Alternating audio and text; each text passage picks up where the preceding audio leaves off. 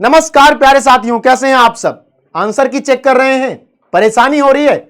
आइए 2 मिनट में आपको बताता हूं कि आंसर की कैसे चेक करनी है, और अगर क्वेश्चन पर ऑब्जेक्शन करना है तो कैसे करना है। बहुत कम टाइम बचा है तो जल्दी से जान लो, आंसर की भी चेक कर लो, देख लो कितने नंबर आ रहे हैं, कौन सी यूनिवर्सिटी टारगेट करने जा रहे हो। इसके लिए भी तुम्हारे नंबर तुम्हें पता होना जरूरी है कि कट ऑफ कैसे जाएगी, कट ऑफ कितनी जाएगी। और एक बार कमेंट सेक्शन में बताओ तो जरा कि कौन सी यूनिवर्सिटी में जाना चाहते हो और कोर्स क्या करना चाहते हो, क्योंकि तुम्हारे क्वेश्चंस के आधार पर ही तो हम आपके लिए क्लास लेकर के आएंगे। हम तुम्हें बताएंगे कि तुम्हारे कट ऑफ कैसे जाएंगे, कितने जाएंगे, काउंसलिंग कहां होगी, कैसे होगी। तो इसके लिए आपको कमेंट करना है अपनी ड्रीम कोर्स, ठीक है। आपको चले जाना है cut.nta.nic.in की वेबसाइट पर।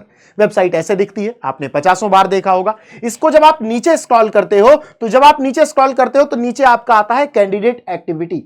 उसमें लिखा हुआ है आंसर की चैलेंज फॉर सीयूईटी 2025।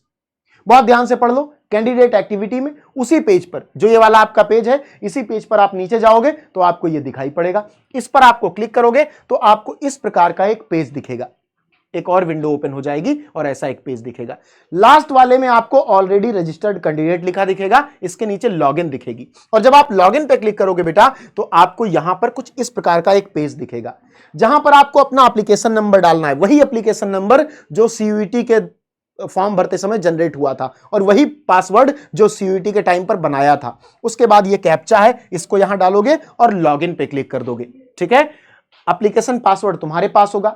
अगर बहुत सारे बच्चे ऐसे हैं कि सर नहीं लॉगिन कर पा रहा हूं, एप्लीकेशन नंबर भूल गया हूं, पासवर्ड भूल गया हूं, तो अगर एप्लीकेशन नंबर भूल गए हो तो फॉरगेट एप्लीकेशन नंबर पर क्लिक करोगे। अगर पासवर्ड भूल गए हो तो फॉरगेट पासवर्ड पर क्लिक करोगे। ये चीज ध्यान रखना है आपको, ठीक है।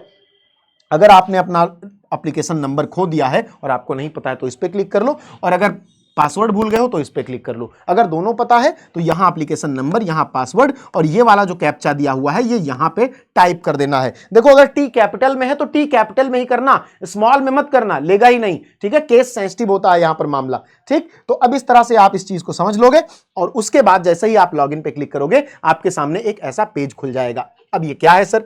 तुमने जितने पेपर दिए होंगे, ठीक है, तुमने जितने पेपर दिए होंगे वो यहां पर लिखे होंगे। व्यू क्वेश्चन पेपर, व्यू या चैलेंज आंसर की, दो आपको कॉलम दिखेगा। यहां पर जितने भी पेपर तुमने दिए होंगे, जैसे एक बच्ची है उसका ये पेज है, तो यहां पर उसने हिंदी और हिस्ट्री लिया था, ज्योग्राफी और जीएटी लिया था, और पॉलिटिकल साइंस लिया था, माने 3 डोमेन और 1 लैंग्वेज और 1 जीएटी का पेपर लिया था। तो पेपर आपको यहां दिखेगा, जहां पे यहां दिखाई पड़ रहा है व्यू क्वेश्चन पेपर पर, और आपको चैलेंज आंसर की यहां पर दिखेगी। अब आपको करना क्या है? मान लो आपको हिंदी का पेपर चेक करना है कि मेरे हिंदी में कितने मार्क्स आ रहे हैं, मैंने कितने क्वेश्चन गलत किए हैं, तो आप इस पे क्लिक करोगे। जैसे इस पे क्लिक करोगे हिंदी का पेपर डाउनलोड हो जाएगा तुम्हारे पास, पीडीएफ फॉर्मेट में खुल के आ जाएगा। उसको चाहो तो प्रिंट आउट करवा लेना या किसी और मोबाइल में रख लेना। उसके बाद चैलेंज टू व्यू आंसर की पे क्लिक करना। किस पे? चैलेंज टू व्यू आंसर की, यहां पे क्लिक करना। पहले पीडीएफ निकाल लेनी है, चाहे प्रिंट आउट करवा लेना है और चाहे अपने मोबाइल में, किसी और मोबाइल में, मम्मी पापा के मोबाइल में उसको भेज देना है जिससे ओपन कर पाओ। ओपन क्यों करना है आगे बताता हूं, ठीक है। उसके बाद जैसे ही आप चैलेंज या व्यू आंसर की पे क्लिक करोगे, इस वाले ऑप्शन पे click to view challenge view oblique challenge answer key, आपको देखना है या फिर चैलेंज करना है, उसके लिए इस पे क्लिक करोगे तो आपके सामने एक ऐसा पेज खुलेगा, ठीक।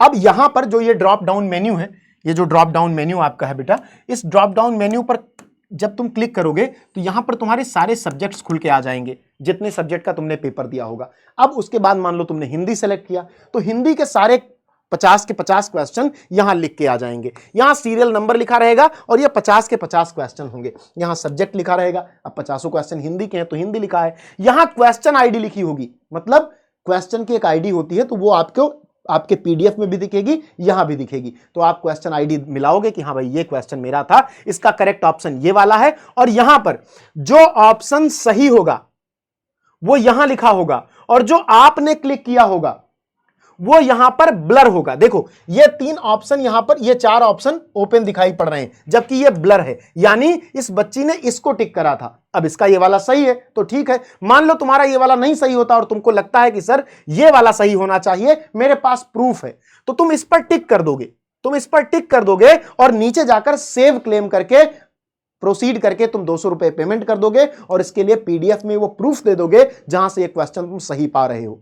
बस तुम्हारा क्लेम रजिस्टर हो जाएगा और उसका रिव्यू करके तुमको तुम्हारे नंबर मिल जाएंगे। अच्छा, क्लेम करना क्यों जरूरी है मैं तुमको बताता हूं। देखो सीयूईटी में क्या है, एक जो तुम्हारा क्वेश्चन है बेटा वो 5 मार्क्स का है, एक क्वेश्चन 5 मार्क्स का है, और एक क्वेश्चन अगर आप एक मान लो 2 क्वेश्चन है, एक सही करते हो तो 5 नंबर मिलते हैं, अगर दूसरा गलत कर देते हो इस 5 में से -1 यानी आपको केवल 4 ही मिलता है, इसे -1 की नेगेटिव मार्किंग कहते हैं। लेकिन अगर वही क्वेश्चन जो तुमने गलत किया था, तुम्हारे हिसाब से सही था, एनटीए के हिसाब से गलत था, और तुमने ऑब्जेक्शन कर दिया और वो क्वेश्चन एनटीए ने सही मान लिया, तो सबसे पहले तो ये -1 गायब होगा, उसके बाद तुमको इस दूसरे वाले के लिए भी 5 नंबर मिल जाएंगे। तो जहां तुम्हें 4 मिल रहे थे वहां अब तुम्हें 10 नंबर मिल रहे होंगे, जहां तुम्हें 4 मिल रहे थे वहां 10 नंबर मिल रहे होंगे। 6 नंबर एक क्वेश्चन के ऑब्जेक्शन के बाद उसके सही होने पर तुम्हें मिलेंगे। तो यह पूरा प्रोसेस है, मैंने तुमको बता दिया। सीयूईटी की वेबसाइट पे जाना है, बहुत सिंपल प्रोसेस है बेटा, बहुत सिंपल प्रोसेस है। सीयूईटी की वेबसाइट पर जाना है, उसके नीचे जाना है, कैंडिडेट एक्टिविटी में आंसर की चैलेंज पे क्लिक करना है, और उसके बाद यहां पर तुम्हें लॉग इन पे क्लिक करना है। फिर अपने क्रेडेंशियल्स डालने हैं, अपना एप्लीकेशन नंबर, पासवर्ड और कैप्चा फिल करना है।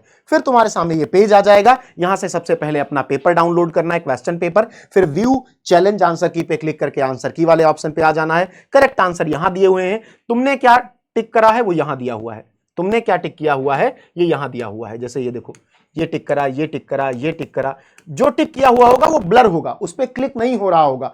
लेकिन अगर तुम्हें लगता है कि भैया मैंने ये टिक किया लेकिन ये तो मैंने ये टिक करा था लेकिन एनटीए ने इसको सही मान लिया है, ठीक, तो तुम क्या करोगे, तुम अपने ऑब्जेक्शन को रिकॉर्ड करके उनको भेज दोगे। समझ रहे हो, अपने ऑब्जेक्शन को रिकॉर्ड करके उनको भेज दोगे। मान लो ये वाला उन्होंने सही माना है लेकिन तुम्हारे हिसाब से ये वाला सही है, तो तुम इस पे टिक करोगे, नीचे जाओगे, सेव क्लेम पे क्लिक करोगे, पेमेंट करोगे और तुम्हारा क्लेम उनके पास पहुंच जाएगा। और तुम्हारा अगर क्वेश्चन सही होता है, अगर तुम्हारा क्वेश्चन सही होता है, तो मैंने तुमको बताया कि अगर 2 क्वेश्चन तुम्हारे पास हैं, एक सही हो गया एक गलत हो गया, तो इसका तो 5 नंबर मिल गया, लेकिन इसका -1 हो गया, तो टोटल में 4 आ गया। लेकिन अगर तुमने ऑब्जेक्शन किया और दूसरे वाले को सही मान लिया गया, तो -1 पहले गायब होगा, इस पे टिक हो जाएगा, यहां 5 नंबर हो जाएगा, दोनों मिलाकर 10 नंबर हो जाएगा। तुम्हारी कट ऑफ इंक्रीज हो जाएगी, डर खत्म हो जाएगा एडमिशन का, एडमिशन हो जाएगा। ठीक है, तो चलो सभी लोग ध्यान से देख लो और जाके अभी तुरंत कर लो, बहुत कम टाइम बचा है। और अगर तुम्हें ऑब्जेक्शन नहीं भी करना है तो अपनी आंसर की मैच कर लो, कितने नंबर बन रहे हैं ये देख लो और मुझे बता दो कि सर इतने नंबर बन रहे हैं। कमेंट सेक्शन में बता दो, नहीं तो आपको एक नंबर प्रोवाइड किया गया है उस पर बता दो। कौन सी यूनिवर्सिटी में कौन सा कोर्स करना है कमेंट सेक्शन में बता दो। किसके लिए तुम्हें क्लासेज चाहिए, कौन सी इंफॉर्मेशन तुम्हें नहीं मिल पा रही है उसको भी कमेंट सेक्शन में कर दो, हम तुम्हारे लिए क्लास लाते रहेंगे। धन्यवाद।